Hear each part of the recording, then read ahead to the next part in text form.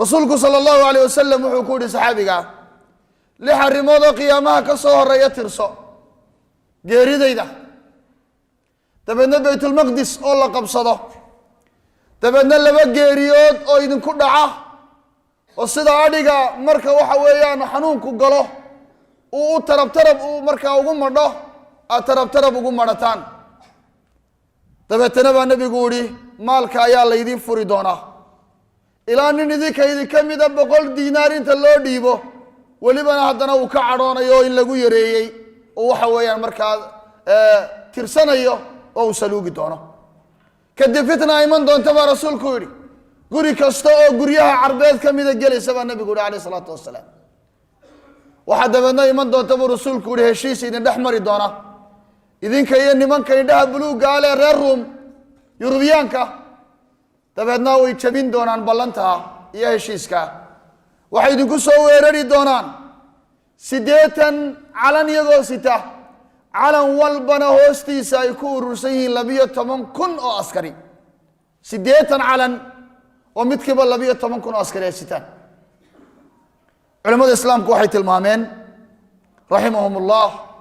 markii xadiidka nabiga sharxeen alayhi salaatu wasalaam rasuulka geeridiisu sallallahu alayhi wasallam waa muhaqqaq way dhacday waxa ku xigtay baytul maqdis oo zaman umar la furtay radiyallahu ta'ala anhu wa arda oo sanadkii 15aad ee hijriga ayaa la qabsaday baytul maqdis waxa ku xigay xanuunkii daacuunkii la oran jiray daacuun amwaas ee ka dhacay shaam iyo dhulka ee aad iyo aad ka ay muslimiintu ugu madheen sanadkii 18 hijriga ayuu kaasna dhacay waxa ku sii xigtay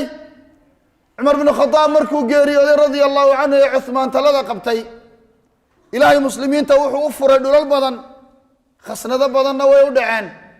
maalkuna aad iyo aad buu dhexdooda ugu batay aad iyo aad buu dhexdooda maalku ugu batay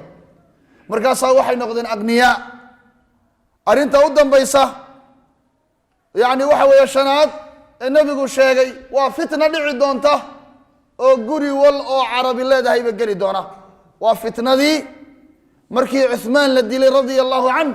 ka dhaxdhacday saxaabada rasuulka iyo muslimiinta talixaad oo ah in heshiis la gali doono Rum iyo Yurub oo jabin doonaan ciidanka tirada lana ay markaa ku soo weerari doonaan culimada islaamku waxay isku waafaqsay wali inaanay dhicin laakiin ay dhici doonto la sugayo sida ay shanta kalaba u xaqiiqoobeen ee rasuulku uu sii sheegay sallallahu alayhi wa ala alihi wa sallam wa alama ala sidq nubuwwatihi alayhi salatu wa salam wa alamatu sinaysa nabinimada nabigu alayhi salatu wa salam inay xaqiiqahay rasuulku sallallahu alayhi wa sallam sanado badan dabadood waxa dhici doona uu saxaabada u sheegay xudayfa wuxuu yiri nabigu maalin buu na wacdiyay salaad subax dabadeed ilaa dhuhur haddana dhuhur dabadeed ilaa asr markaasaanu uu nabigu noo sheegay waxa dhici doona oo dhan buu rasuulku nooga waramay wallahi buu yiri xudayfa arrin baa dhacda markaasaan ula kulmaa